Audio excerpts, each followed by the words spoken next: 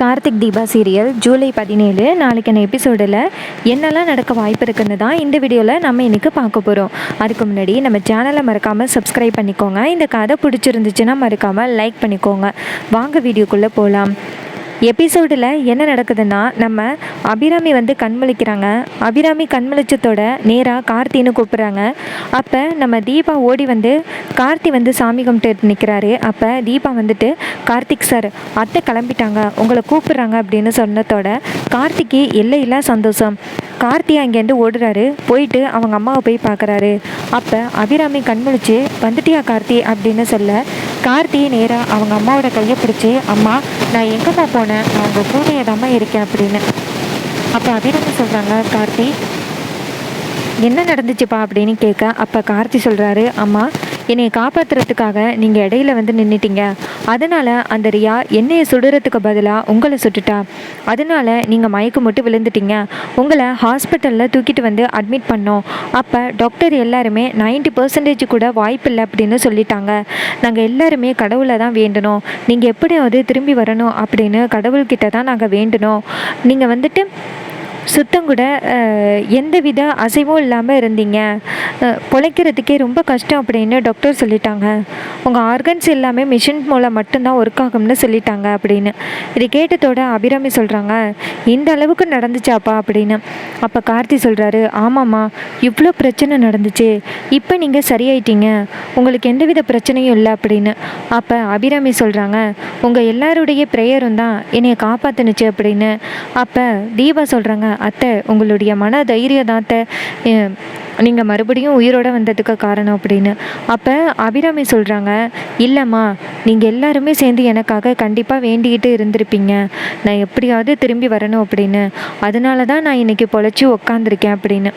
அப்போ அபிராமி சொல்கிறத கேட்டுட்டு தீபா சொல்கிறாங்க, அத்தை இதுக்கப்புறம் நீங்கள் எதுக்கும் கவலைப்பட வேணாம், நம்ம வீட்டில் உள்ள பிரச்சனை எல்லாமே தீர்ந்த மாதிரி தான் அப்படின்னு. அப்போ அபிராமி கேட்குறாங்க, சரி அந்த ரியா என்னாச்சு அப்படின்னு. அப்போ கார்த்தி சொல்கிறாரு, அம்மா அந்த ரியாவை இன்னுமே கண்டுபிடிக்க முடியலம்மா. போலீஸ் எல்லாமே அந்த ரியாவை தான் தேடிக்கிட்டு இருக்காங்க, அவள் மட்டும் எங்கே இருக்கானே தெரியலம்மா அப்படின்னு. அப்போ அபிராமி சொல்கிறாங்க, சரிப்பா அந்த ரியாவை எந்த ஆதாரத்தை வச்சு அரெஸ்ட் பண்ண முடியும் அப்படின்னு. அப்போ கார்த்தி சொல்கிறாரு, அம்மா அந்த ரியா உங்களை சுட்டால, அதுக்கான வீடியோ சிசிடிவி ஃபுட்டேஜை நான் கண்டுபிடிச்சிட்டேன். அவன்கிட்ட கேட்டப்போ அவனை அந்த ரியா ஏமாற்றி அந்த சிசிடிவி ஃபுட்டேஜை வாங்கிட்டா. அதனால் வேறு எந்தவித ஆதாரமும் இல்லைம்மா அப்படின்னு. அப்போ அபிராமி சொல்கிறாங்க, கார்த்தி அவள் என்னையை தான் சுட்டா, நானே திரும்பி போய் கண்டிப்பாக போலீஸ் ஸ்டேஷனில் சொல்லி அவள் மேலே எஃப்ஐஆர் போட்டு அவளை கண்டிப்பாக ஜெயிலுக்குள்ளே தள்ளுவேன். இதே மாதிரி எத்தனை குடும்பத்தை அவள் அழிக்கிறதுக்கு காத்துக்கிட்டு இருக்கா அப்படின்னு. அப்போ கார்த்தி சொல்கிறாரு, சரிம்மா கண்டிப்பாக நீங்கள் நல்லபடியாக திரும்பி வந்ததோட நம்ம நேராக ஸ்டேஷனுக்கு போயிட்டு அவளுக்கு ஒரு தக்க தண்டனையாக வாங்கி கொடுக்கலாம் அப்படின்னு கார்த்தி சொல்கிறாரு. அபிராமியும், சரிப்பா நீ எதை பற்றியும் கவலைப்பட வேணாம், உன்னோட ஃபேமிலியை மட்டும் பார்த்துக்கோ அப்படின்னு சொல்ல, கார்த்தி சொல்கிறாரு, அம்மா என்னுடைய ஃபேமிலின்னா நீங்கள் தானம்மா, உங்களுக்கு ஒரு பிரச்சனைனா அது எனக்கு ஒரு பிரச்சனை தானே, கண்டிப்பாக நான் அவளை சும்மா விட மாட்டேன் அப்படின்னு நம்ம கார்த்தி சொல்கிறாரு. அப்போ நம்ம அபிராமி நேராக தீபாவை பார்த்து, தீபா நீ கழுத்தில் எப்போவுமே தாலி தானே போட்டிருப்ப, என்னாச்சு அப்படின்னு கேட்க, அப்போ நம்ம தீபா சொல்கிறாங்க, அத்தை இது மாதிரி நீங்கள் உடம்பு சரியான பிறகு தான் அந்த தாலியை என் கழுத்தில் எடுத்துக்கிறது அப்படின்னு நான் கைட்டி வச்சுட்டேன் அப்படின்னு சொல்கிறாங்க. இது கேட்டதோட அபிராமி ஷாக் ஆகி, என்னம்மா இதெல்லாம் இப்படியெல்லாம் பண்ணலாமா அப்படின்னு கேட்க, அப்போ தீபா சொல்கிறாங்க, அத்தை எனக்கு வேறு வழி தெரியல, உங்களுக்கு உடம்பு சரியில்லைன்னதோட எனக்கு என்ன பண்ணுறதுன்னே புரியல, அதனால தான் நான் அந்த தாலியை கைட்டி உங்கள் பாதத்துக்கு கீழே வச்சுட்டு நீங்கள் எப்போ நல்லபடியாக திரும்பி வரீங்களோ அப்போ அந்த தாலியை என் கழுத்தில் கட்டினா போதும் அப்படின்னு நான் காத்துக்கிட்டு இருக்கேன் அப்படின்னு. அப்போ அபிராமி சொல்கிறாங்க, உன்ன மாதிரி ஒரு மருமக கிடைச்சதுக்கு நான் ரொம்ப கொடுத்து வச்சுருக்கணும் அப்படின்னு அபிராமி சொல்கிறாங்க. அதுக்கு தீபா சொல்கிறாங்க, அத்தை உங்களை மாதிரி ஒரு அத்தை கிடைச்சதுக்கு நான் தான் கொடுத்து வச்சுருக்கணும், எனக்கு உடம்பு சரியில்லாத போது நீங்கள் எப்படி என்னையை பார்த்துக்கிட்டீங்க, அதே மாதிரி தான் நீங்கள் உடம்பு சரியில்லாத போது உங்களையும் நான் நல்லபடியாக பார்த்துக்கணும்னு ஆசை அப்படின்னு சொல்கிறாங்க. அதுக்கப்புறம் நம்ம அபிராமி சொல்கிறாங்க, கார்த்தி தீபா சொன்னதை கேட்டியா, அவளுடைய ஆசை என்னன்னா நான் தாலி எடுத்து கொடுக்கணும், நீ தீபாவோட கழுத்தில் கட்டணும் அப்படிங்கிறது தான் நம்ம தீபாவோட ஆசை அது மட்டும்தான். ஸோ அதனால் அவளுடைய ஆசையை நிறைவேற்றி வைக்கிறது நம்மளுடைய கடமை அப்படின்னு சொல்ல, உடனே கார்த்தியும் சரிம்மா அப்படின்னு சொல்கிறாங்க. அபிராமி சொல்கிறாங்க, இங்கே பாருப்பா, தீபாவோட கல்யாணத்தை நல்லா ஜாம்னு நடத்தணும், அதனால் நீ தான் எல்லா பொறுப்புகளையும் பார்த்துக்கணும் அப்படின்னு. அப்போ கார்த்தி சொல்கிறாரு, அவ்வளோதானம்மா, எல்லா பொறுப்புகளையும் கண்டிப்பாக நல்லபடியாக செஞ்சு முடிக்கலாம், நீங்கள் கவலைப்படாதீங்க அப்படின்னு சொல்கிறாங்க. இது கேட்டதோட அபிராமியும் சரிப்பா அப்படின்னு சொல்கிறாங்க. அப்போ அபிராமி கார்த்திகிட்ட கேட்குறாங்க, எங்கப்பா மற்றவங்க யாரையுமே காணோம் அப்படின்னு. அப்போ கார்த்தி சொல்கிறாரு, ஒவ்வொருத்தரை தான் வந்து டாக்டர் வந்து பார்க்க சொல்லியிருக்காரு, நான் போயிட்டு கூப்பிட்றேம்மா அப்படின்னு. இது கேட்ட அபிராமியும் சரிப்பா அப்படின்னு சொல்கிறாங்க. கார்த்தி அங்கேருந்து வெளியில் வராரு. வெளியில் வந்ததோட கேட்குறாரு, அப்பா அம்மாவை போய் பாருங்க அப்படின்னு. அப்போ அருணாச்சலம் சொல்கிறாரு, நாச்சியா இப்போ நல்லா இருக்கால அப்படின்னு. அப்போ கார்த்தி சொல்கிறாரு, அம்மா நல்லா இருக்காங்கப்பா, பேசுகிறாங்க அப்படின்னு. உடனேயே அருணாச்சலமும் ரொம்ப சந்தோஷப்பட்டு சரிப்பா நான் போய் பார்க்குறேன் அப்படின்னு சொல்லிட்டு நேராக அபிராமியை போய் பார்க்குறாங்க. அபிராமி படுத்து கிடக்குறாங்க. அப்போ அருணாச்சலம் நேராக போயிட்டு அபிராமியோட கையை பிடிச்சி, நாச்சியா கொஞ்சம் நேரத்துக்குள்ளே என்னை பயமுறுத்திட்டியே அப்படின்னு. அப்போ நாச்சியா சொல்கிறாங்க, ஏங்க என்னாச்சு அப்படின்னு. அப்போ அருணாச்சலம் சொல்கிறாரு, நீ பாட்டுக்கும் இடையில நின்று அந்த குண்டடி வாங்கினியே, உனக்கு ஏதாவது ஆகியிருந்துச்சுன்னா என்ன பண்ணுறது அப்படின்னு. அப்போ அபிராமி சொல்கிறாங்க, என்னங்க, நம்ம பிள்ளை கார்த்திக் ஏதாவது ஆகியிருந்துச்சுன்னா நம்மளால் தாங்கிக்க முடியுமா, அதனால தான் நான் அந்த குண்டடியை வாங்கிக்கிட்டேன், எனக்கு என்ன ஆனாலும் பரவாயில்ல, நம்ம பிள்ளைக்கு எதுவும் ஆகக்கூடாது இல்லையா அபிராமி அப்படின்னு. அப்போ அபிராமி சொல்கிறாங்க, அப்பா நீங்கள் சொல்கிறதும் சரிதான் அப்படின்ட்டு அருணாச்சலம் சொல்கிறாரு. அதுக்கப்புறமா ஆனந்தும் அருணும் வராங்க. அப்போ அபிராமி நேராக ஆனந்தை பார்த்து, இங்கே பாரு ஆனந்த், எதுக்கு அழுகிற அப்படின்னு கேட்க, அப்போ ஆனந்த் சொல்கிறாரு, அம்மா என்னால் தானம்மா உங்களுக்கு இப்படிப்பட்ட ஒரு பிரச்சனை, நான் மட்டும் அந்த ரியாவை கூட்டிகிட்டு வராமல் இருந்திருந்தா இந்த பிரச்சனை வந்திருக்கம்மா, நீங்கள் பல தடவை சொன்னீங்க அந்த ரியா நல்லவ கிடையாது, குடும்பத்தை கெடுக்கிறதுக்காக வந்திருக்கா அப்படின்னு சொன்னீங்க. ஆனால் நான் கொஞ்சம் கூட காதில் வாங்காமல் அவள் மேலே உள்ள முகத்தால் நான் வந்துட்டு அவளை இந்த வீட்டிலையே வச்சுருந்தேன். நீங்கள் சொன்ன பிறகும் நான் அவளை இந்த வீட்டை விட்டு துரத்தாமல் இருந்தேன். அப்பா அம்மா என்னை மன்னிச்சிருங்கம்மா அப்படின்னு. அப்போ அபிராமி சொல்கிறாங்க, இங்கே பாருப்பா ஆனந்து, நடந்தது நடந்து போச்சு, இதுக்கப்புறமாவது நீ மற்றவங்களை நம்பாமல் தயவு செஞ்சு மீனாட்சிக்கு துரோகம் பண்ணாமல் உன் வாழ்க்கையை நடத்துப்பா அப்படின்னு. அதுக்கு ஆனந்து சொல்கிறாரு, சரிம்மா அப்படின்னு. அப்போ அபிராமி கார்த்திகிட்ட சொல்கிறாங்க, கார்த்தி, 2 பேருக்கும் ஒரே நாளில் கல்யாணம் நடக்கணும். மீனாட்சி தாலியை கட்டி வச்சுருக்கா, தீபாவும் தாலியை கட்டி வச்சுருக்கா, 2 பேருக்கும் ஒரே நாளில் நல்லபடியாக கல்யாணம் நடக்கணும் அப்படின்னு. அதுக்கு கார்த்தி சொல்கிறாரு, அதுக்கு என்னம்மா, நல்லபடியாக நான் எல்லாமே ரெடி பண்ணிடுறேன், நீங்கள் எதுக்கும் கவலைப்படாதீங்க அப்படின்னு. அப்போ அபிராமி சொல்கிறாங்க, இங்கே பாருப்பா, போன வாட்டி பாட்டி வேதவள்ளி இருக்காங்கல்ல, அவங்கள கூப்பிடாததுனால ரொம்ப கோவப்பட்டாங்க, இந்த வாட்டி அவங்கள கூப்பிடணும் அப்படின்னு. அப்போ அருணாச்சலம் சொல்கிறாரு, இங்கே பாருமா நாச்சியா, இங்கே குண்டடிப்பட்ட விஷயம் இன்னும் வந்துட்டு உங்கள் அம்மாவுக்கு தெரியாது, தெரிஞ்சிச்சுன்னா கண்டிப்பாக அந்த ரியாவை சும்மா விட மாட்டாங்க அப்படின்னு. அதுக்கு அபிராமி சொல்கிறாங்க, எனக்கு தெரியும்ப்பா, ஆனால் பிள்ளைங்களோட கல்யாணத்தை பெரியவங்களோட ஆசீர்வாதத்தோடு தானே நடத்தணும், அதனால தான் நான் வந்துட்டு அம்மாவை கூப்பிடணும்னு சொல்கிறேன் அப்படின்னு. அப்போ அருணாச்சலம் சொல்கிறாரு, நாச்சியா இதுதான் உன்னுடைய விருப்பம்னா சரி, கண்டிப்பாக உங்கள் அம்மாவை கூப்பிடலாம், இதில் எனக்கு எந்த பிரச்சனையும் இல்லை அப்படின்னு அருணாச்சலம் சொல்கிறாரு. இதை கேட்டுட்டு அபிராமி கார்த்தியை பார்த்து, கார்த்தி, பாட்டி வேதவல்லியை கூப்பிட்றதுக்கு நீ தான் வீட்டுக்கு போகணும் அப்படின்னு.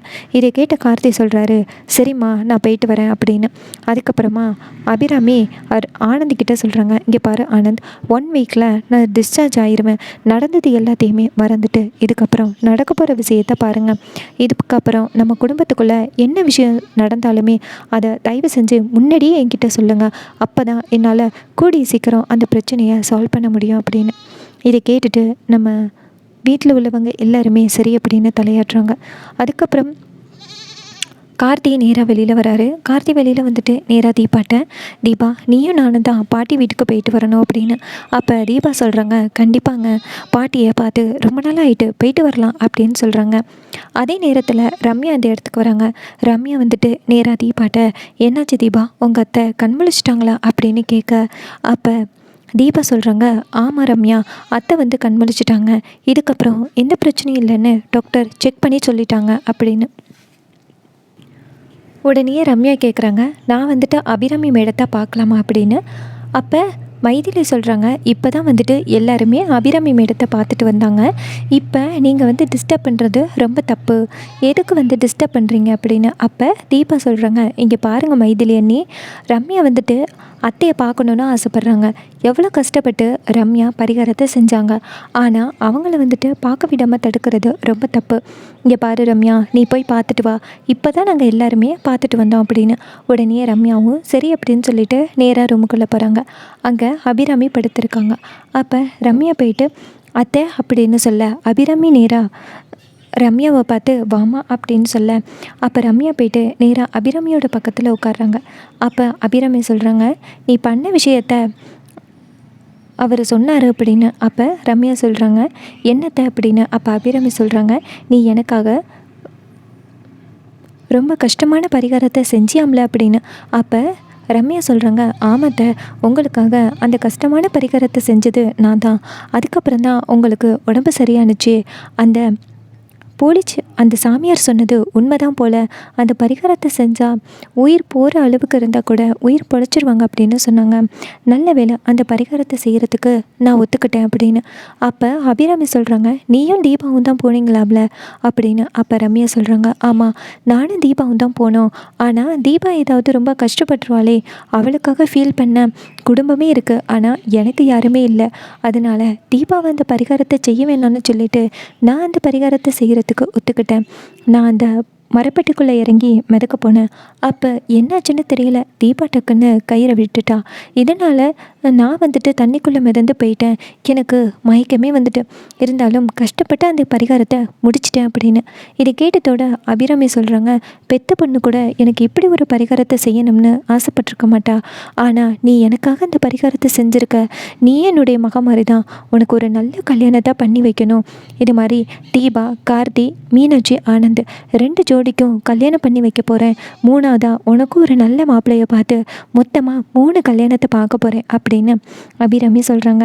இதை கேட்டுட்டு ரம்யா சொல்கிறாங்க, கண்டிப்பாக உங்கள் தலைமையில் தான் அந்த கல்யாணம் நடக்கும் அப்படின்னு ரம்யா சொல்கிறாங்க. இதை கேட்டுட்டு அபிராமி சொல்கிறாங்க, கண்டிப்பாக என் தலைமையில் தான் உன் கல்யாணம் நடக்கும் அப்படின்னு சொல்கிறாங்க. ரம்யாவும் சரி அப்படின்னு சொல்கிறாங்க. அதே நேரத்தில் ரம்யாவோட அப்பா வராரு. ரம்யாவோட அப்பா நேராக அபிராமியை பார்க்க வராங்க. அபிராமி சொல்கிறாங்க, வாங்க, எப்படி இருக்கீங்க அப்படின்னு. அப்போ அவர் சொல்கிறாரு, நான் நல்லா இருக்கேன் மேடம். உங்களை பார்க்குறதுக்காக தான் இவ்வளோ தூரம் வந்திருக்கேன். என் பொண்ணோட கல்யாணத்தை பண்ணி வைக்கிறதுக்காக தான் உங்களுடைய உயிரை கையில் பிடிச்சிக்கிட்டு இருக்கீங்கன்னு எனக்கு தோணுது. என் பொண்ணோட கல்யாண வாழ்க்கையை உங்கள் கையில் நான் ஒப்படைக்கிறேன். உங்கள் வீட்டுக்கு மருமகளாக வந்திருக்க வேண்டியது என் பொண்ணு. ஆனால் கடைசியில் இப்படி ஒரு சூழ்நிலை ஆயிட்டு, இல்லைன்னா அந்த வீட்டில் என் பொண்ணு மகாராணி மாதிரி இருந்திருப்பா அப்படின்னு. அப்போ அபிராமி சொல்கிறாங்க, நடந்து முடிஞ்ச விஷயத்தை இதுக்கப்புறமும் யோசித்து என்ன பண்ணுறது. நடந்து முடிஞ்சதாகவே இருக்கட்டும். இதுக்கப்புறம் ரம்யாவுக்கு ஒரு நல்ல வாழ்க்கையை அமைச்சு கொடுக்கணும் அப்படின்னு. அதுக்கு நம்ம ரம்யாவோட அப்பா சொல்கிறாரு, ஆமாம், ரம்யாவுக்கு நல்ல வாழ்க்கையை அமைச்சு கொடுக்கறது உங்களுடைய கையில் இருக்க அந்த பொறுப்பு அப்படின்னு. அபிராமியும் சரி அப்படின்னு சொல்கிறாங்க. அப்போ அபிராமி சொல்கிறாங்க, இங்கே பாருங்கள், உங்களுக்கு பிடிச்ச மாப்பிள்ளையை தேர்வு செய்யுங்க. அதுலேருந்து ஒரு நல்ல மாப்பிள்ளையாக சூஸ் பண்ணி நம்ம ரம்யாவுக்கு கல்யாணம் பண்ணி வச்சிடலாம் அப்படின்னு. அப்போ ரம்யா நினைக்கிறாங்க, நீங்கள் செலக்ட் பண்ண வேண்டிய அவசியமே இல்லை, எனக்கு பக்கத்துலேயே இருக்கான் அப்படின்ட்டு. ரம்யா வந்துட்டு கார்த்தியை பார்க்குறாங்க. இதை வந்து நம்ம மைதிலி நோட் பண்ணுறாங்க. அப்போ மைதிலி நினைக்கிறாங்க, எல்லாருமே என்ன சொல்லிக்கிட்டு இருக்காங்கன்னா, இந்த கல்யாணம் வந்துட்டு கார்த்திக்கும் தீபாவுக்கும் நடக்க போகுதுன்னு நினச்சிக்கிட்டு இருக்காங்க. ஆனால் இந்த கல்யாணம் எனக்கும் கார்த்திக்கும் தான் நடக்க போகுது, இது யாருக்குமே தெரியல அப்படிங்கிறத தான் அந்த ரம்யா நினச்சிக்கிட்டு இருக்கா அப்படின்னு நம்ம மைதிலி நினைக்கிறாங்க.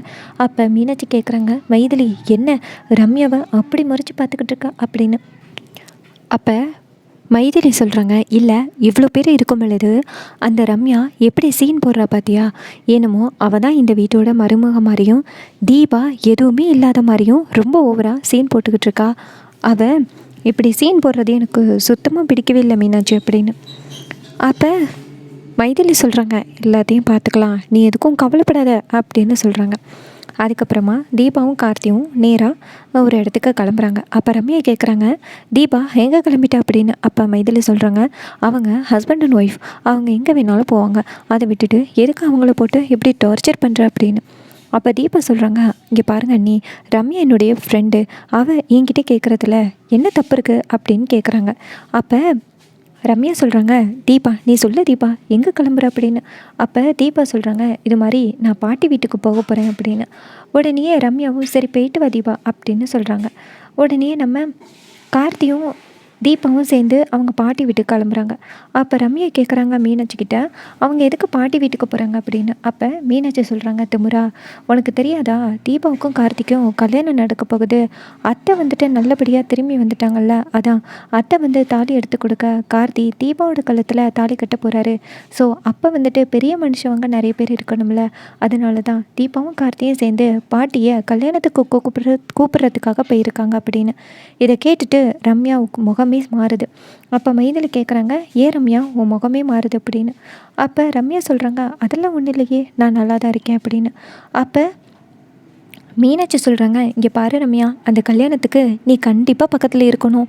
தீபா கார்த்தியோட கல்யாணத்தை பார்க்குறதுக்கு நீ கண்டிப்பாக இருக்கணும் அப்படின்னு.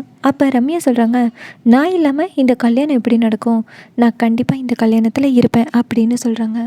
ஸோ இதை கேட்டுட்டு நம்ம மீனாட்சி சொல்கிறாங்க, சரி ஓகே அப்படின்னு சொல்லிட்டு அந்த இடத்துலேருந்து கிளம்புறாங்க. அப்போ ரம்யா நினைக்கிறாங்க, தீபாவும் கார்த்தியும் சேர்ந்து பாட்டியை கூப்பிட போகிறாங்களா, அவங்க போகவே கூடாது பாட்டியை கூப்பிட்றதுக்கு அப்படின்ட்டு ரம்யா நேராக ஒரு சில ரவுடிகளுக்கு கால் பண்ணுறாங்க. அப்போ அந்த ரவுடிங்க கேட்குறாங்க, சொல்லுங்கள் மேடம், ரொம்ப நாள் கழித்து இந்த பக்கம் கால் பண்ணியிருக்கீங்க, என்ன வேணும் அப்படின்னு. அப்போ ரம்யா சொல்கிறாங்க, உங்களுக்கு ஒரு ஃபோட்டோ அனுப்புகிறேன், அந்த ஃபோட்டோவில் இருக்க ஒரு லேடியை மட்டும் தீர்த்து கட்டினா போதும், ஆனால் இன்னொரு பையன் இருப்பான், அவனை எதுவும் பண்ணிடாதீங்க அப்படின்னு.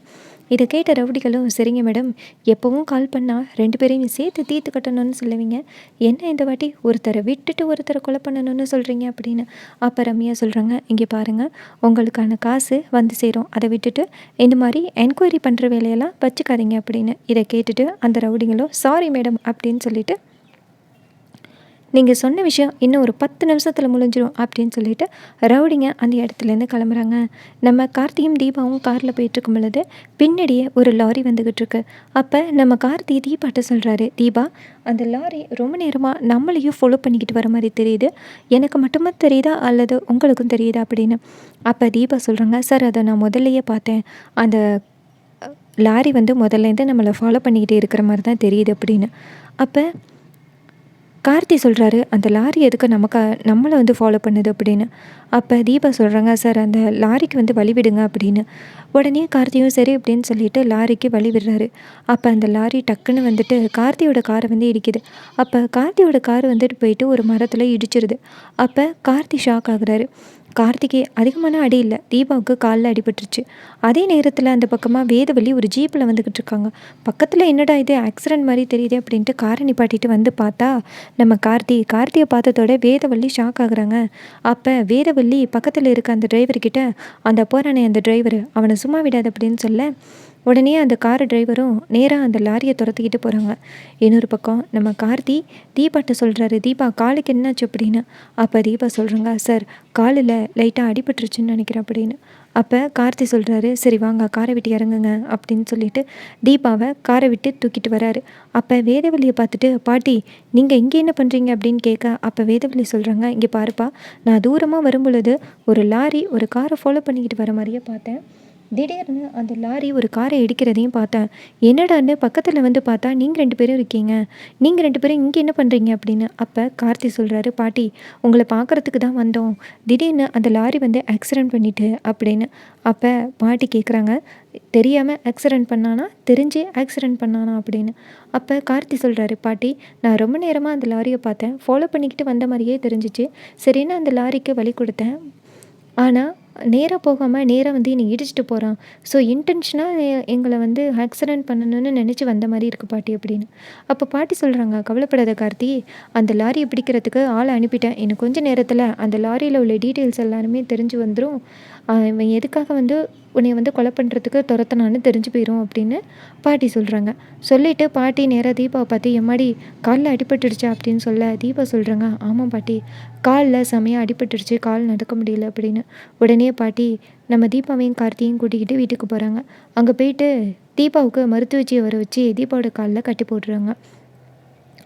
அப்போ பாட்டி சொல்கிறாங்க, கார்த்தி என்ன கார்த்தி ரொம்ப நாளைக்கு அப்புறம் இங்கிட்டு வந்திருக்கீங்க அப்படின்னு. அப்போ கார்த்தி சொல்கிறாரு, பாட்டி உங்ககிட்ட ஒரு முக்கியமான விஷயம் சொல்லணும் அப்படின்னு. அப்போ பாட்டி கேட்குறாங்க, என்ன கார்த்தி முகமே சரியில்லை, ஏதாவது பிரச்சனையா வீட்டில்? நல்லபடியாக தானே இப்போ 2 பேரோட கல்யாண நாள் முடிச்சுட்டு வந்தேன், 4-5 நாளையில் என்னப்பா கார்த்தி பிரச்சனை அப்படின்னு. அப்போ கார்த்தி சொல்கிறாரு, பாட்டி அம்மாவுக்கு வந்துட்டு ஒரு பிரச்சனை அப்படின்னு. இதை கேட்டதோட பாட்டி ஷாக் ஆகி, என்ன என் பொண்ணுக்கு என்ன பிரச்சனை அப்படின்னு கேட்க, அதுக்கு கார்த்தி சொல்கிறாரு, பாட்டி யாரோ ஒருத்தவங்க அம்மா வந்து சுட்டுட்டாங்க அப்படின்னு. அப்போ தீபா சொல்கிறாங்க, என்னங்க ஏன் யாரோ ஒருத்தவங்கன்னு சொல்கிறீங்க? அந்த ஒரு பொண்ணு கூட வந்து நின்னால ஆனந்தோட ஃப்ரெண்டுன்னு சொல்லிட்டு ரியான்னு, அந்த பொண்ணு தான் வந்துட்டு அத்தையை வந்து சுட்டுட்டாங்க அப்படின்னு. இது கேட்டதோட கார்த்தி ஷாக் ஆகி, அவன் எதுக்கு சுடணும் அப்படின்னு கேட்க, அப்போ நம்ம தீபா சொல்கிறாங்க, பாட்டி ஆனந்த் வந்துட்டு 2வது கல்யாணம்னு சொல்லிட்டு ரியாவை கூட்டிகிட்டு வந்துட்டாரு. அந்த பொண்ணு வந்துட்டு எப்படிப்பட்டவன்னு ஆனந்துக்கு தெரியாது. ஆனால் நானும் கார்த்திக் சாரும் போராடி அந்த ரியா எப்படிப்பட்டவ அப்படிங்கிறத நாங்கள் ஆனந்திக்கிட்ட ப்ரூவ் பண்ணோம். அப்போ ஆனந்த் நேராக அவரும் மீனாட்சியும் சேர்ந்து அத்தையோட காலில் விழுந்து ஆசீர்வாதம் வாங்கினாங்க.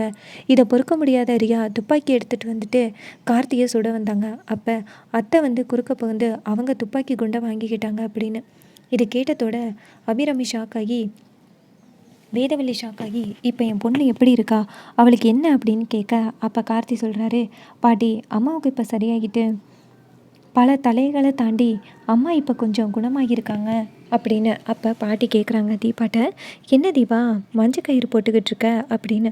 அப்போ தீபா சொல்கிறாங்க, பாட்டி இது ஒரு வேண்டுதல் பாட்டி அப்படின்னு. அப்போ பாட்டி கேட்குறாங்க, என்ன வேண்டுதலா, என்ன வேண்டுதல்ப்பா அப்படின்னு. அப்போ பாட்டி சொல்கிறாங்க, என்ன வேண்டுதலா, நீ வந்துட்டு இப்படி மஞ்சள் கயிறை போட்டிருக்க அப்படின்னு. அப்போ தீபா சொல்கிறாங்க, பாட்டி இது மாதிரி அத்தைக்கு வந்துட்டு குண்டடி பட்டுட்டுல்ல, இதனால் அத்தை ரொம்ப உடம்பு சரியில்லாமல் இருந்தாங்க. அதை பார்க்கும் பொழுதே எனக்கு ரொம்ப கஷ்டமாக இருந்துச்சு. எப்படியாவது அத்தையை காப்பாற்றணும் அப்படின்னு நினச்சி நான் ஒரு முடிவு பண்ணேன். தாலியை கட்டி அத்தையோட கால் பாதத்தில் வச்சு அத்தை வந்து குணமாகி அத்தையோட கைனால் கார்த்திக் சாருக்கிட்ட தாலியை கொடுத்து நான் கல்யாணம் பண்ணிக்கணும் அப்படின்னு ஆசைப்பட்டேன். அதனால தான் நான் அப்படி கைட்டி வச்சுட்டேன் அப்படின்னு. இதை கேட்டதோட பாட்டி சொல்கிறாங்க, இங்கே பாரு இந்த மாதிரி யாராவது பண்ணுவாங்களாமா அப்படின்னு.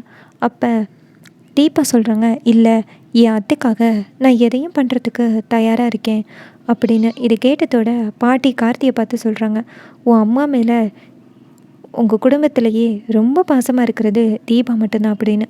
அப்போ கார்த்தி சொல்கிறாரு, பாட்டி நாங்கள் எதுக்காக வந்திருக்கோம்னா, நீங்கள் அம்மாவை பார்க்குறதுக்கு வரணும், கூடவே எங்களுடைய கல்யாணமும் நடக்க போகுது, அதுக்கு வரணும் அப்படின்னு.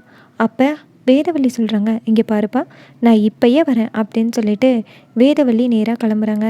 பாட்டி நம்ம தீபா எல்லோரும் சேர்ந்து கிளம்புறாங்க. அப்போ அந்த லாரிக்காரனை அந்த ஊர் மக்கள் கூட்டிகிட்டு வராங்க.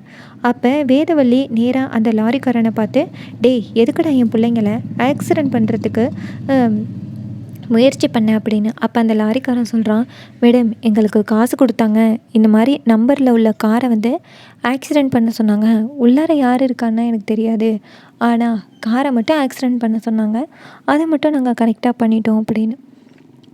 இதை கேட்டதோட பாட்டி சொல்கிறாங்க, இப்போ யாருன்னு சொல்லு அப்படின்னு.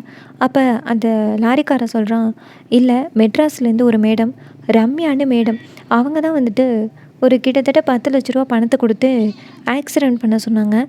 அதோட பையனுக்கு எதுவும் ஆகக்கூடாது, பொண்ணு செத்தாலும் பரவாயில்லன்னு சொன்னாங்க அப்படின்னு. இதை கேட்டதோட பாட்டி எதிர்ச்சியாகி, கார்த்தி யாருப்பா அது ரம்யா, எதுவும் உனக்கு பிஸ்னஸ் ரிலேட்டடாக உள்ள எனிமி அப்படின்னு. பாட்டி கேட்குறாங்க, யார் அந்த ரம்யா அப்படின்னு. அப்போ கார்த்தி சொல்கிறாரு, பாட்டி ரம்யா வந்துட்டு தீபாவோட ஃப்ரெண்டு தான் ரம்யா அப்படின்னு.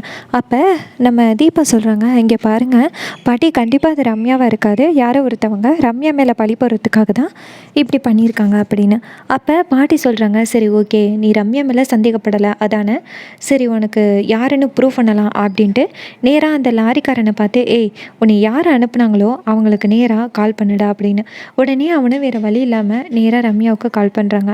ரம்யா ஃபோன் அட்டன் பண்ணி சொல்லு என்னாச்சு அப்படின்னு கேட்க, இந்த வாய்ஸை கேட்டதோட நம்ம தீபாவுக்கு செம்ம ஷாக்கு.